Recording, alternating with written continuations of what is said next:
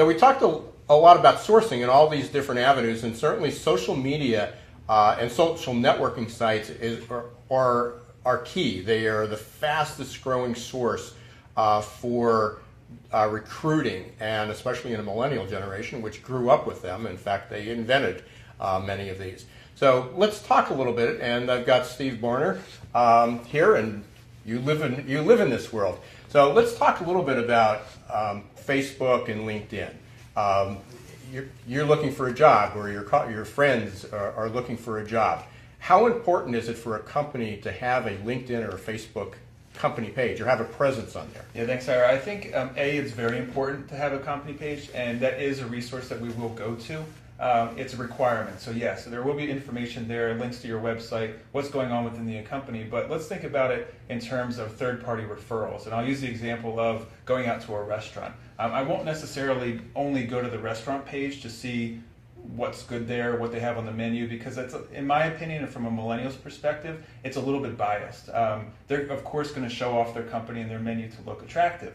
But what I'm going to do, and my generation it's very popular to do, is to jump onto pages like Yelp, Facebook. Let's say I'm going to a new city, I may ask a Facebook group or a Twitter, I may hashtag something and say, what's good in this area? What are good restaurants that you would recommend? And same thing applies to a job. So if I'm going to look for a job, yes, I'm going to go to the restaurant, or yes, I'm going to go to the company page and look at the information there. But knowing that that's biased, I'm going to go ahead and say, well, are there any third-party referrals out there that may be able to shed some light? So I think it's important that, yes, of course you need to have a company page, just like a restaurant has a page. But I would also have third-party advocates in the market, and they can be your employees. So if you're looking to do a job post, putting it on your pages is important, but you may want to have your younger generations speak the voice that a millennial will relate to and say, hey, we have job openings here, and this is my experience working at the company, and just do a very broad ad-lib job post. And that may be something that you want to work with your workforce on and structure those posts accordingly, so there's a little bit more of a trust factor that you're building.